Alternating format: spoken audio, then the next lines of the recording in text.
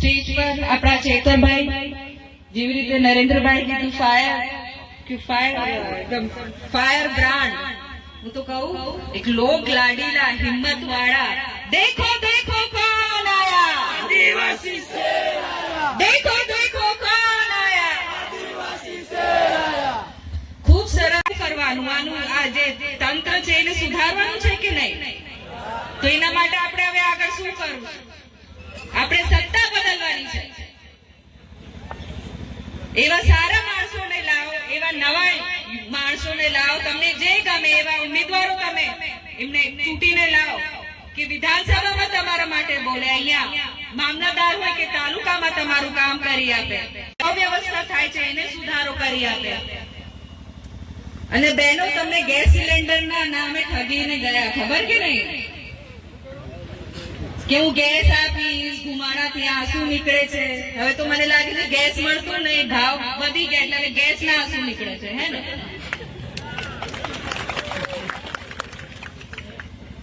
તો હવે જાગો, આ તમારી તાકાત છે. આજે તમે જે આયા છો ને, હવે હું બહુ નહીં બોલું.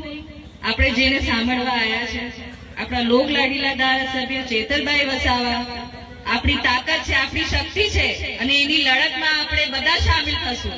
આપણે શામિલ થશું તો હાથ ઉપર કરીને આપ ટેકો આપો. નહીં, હું અહીંયા એક આદિવાસી સમાજની દીકરી, તમારી દીકરી જેમ આવી છું. આપણે સમસ્ત સમાજના માણસો આજે ભેગા થયા છે, એટલે કોઈ પાર્ટી વિશે આપણે વાત નથી કરવાના. અમે જેની રાહ જોતા હતા, અને જેવી રીતે રમણભાઈએ તમને કીધું, અમે એક આયોજન પાનવડ કરેલું, પણ ત્યાં તાત્કાલિક બીજા લોકોને ખબર પડી, આપણને ગૂંચવાણમાં મૂકીને અમારું કેન્સલ કરાવીને અમે તાત્કાલિક 24 કલાકમાં સ્થળ જગ્યામાં પ્રોગ્રામ ગોઠવ્યું છે. એ કોના માટે? આપણા ચૈતરભાઈ માટે. ખૂબ જોરદાર તાલીઓથી સ્વાગત કરો.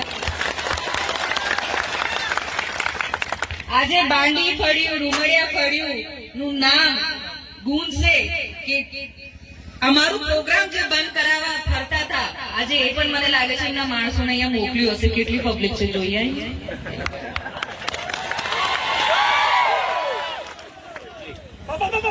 આ તો એક શરૂઆત છે. આપણે સમાજના નીચે બધા ભેગા થયા છે. યોજનાઓ બહુ આવે, કાગળોમાં ફરાય કરે.